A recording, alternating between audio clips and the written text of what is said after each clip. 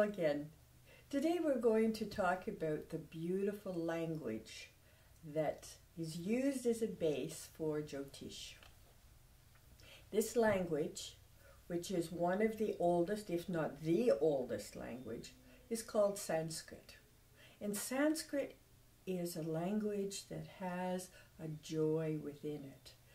It carries a vibration, it carries an energy that very few other languages embody to the point, to the extent that Sanskrit does. When we begin to study Jyotish, there are many words that we may have a made-up translation for what it says in Jyotish, but so much is lost in the translation. For instance, in the West, when we refer to astrology, we talk about planets. Well, planets in Jyotish are called the graha. And the reason they're called the graha is because they have the power to grab. The planets have a consciousness that is so powerful that it touches each one of us in a separate and individual way. And it's this energy from the graha that give us our natal charts, that enable us to be able to say, Mary's chart is different than George's chart.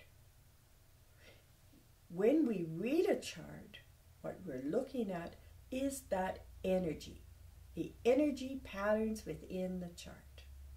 So rather than referring to the sun, moon, Mars, Mercury, etc.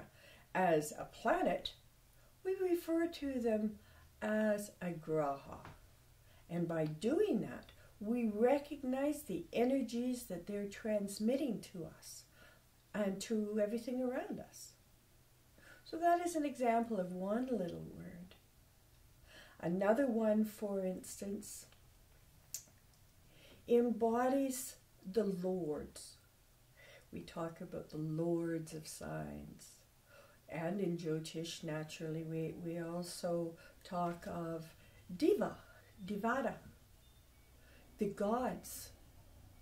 And in English, when we say God, we generally expect or think of a male image.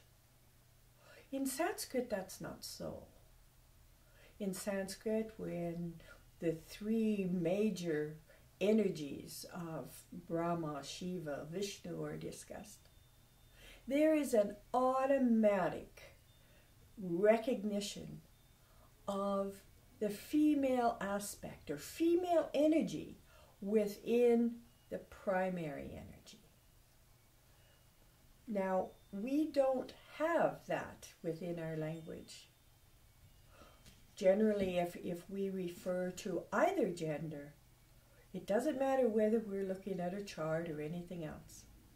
We only see the one, the male or the female.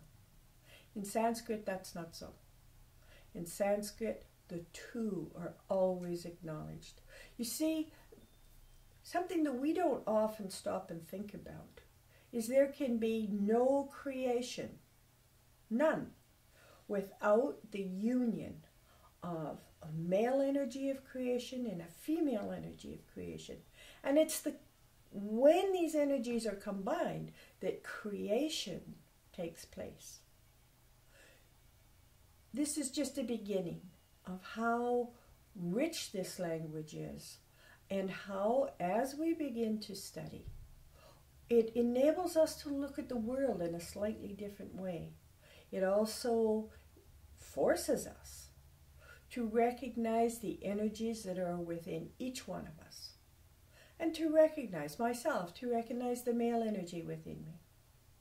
And if you are a man watching this, it's imperative for you to recognize the female energy within you.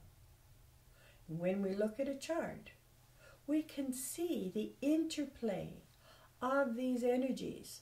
And it is the interplay that goes on that makes us who we are. And once we understand that energy, then we're more able to understand ourselves, to have a little more compassion, not only for ourselves, but for the people around us. Because if we were all perfectly balanced and perfectly in harmony, we wouldn't be here. We're here to strive for that balance, to work for it, and to sort of laugh a little along the way too. So we don't take ourselves too serious, but that we do learn. So there will be many new words with new meanings that you're going to meet as you continue in this study, and you'll enjoy it.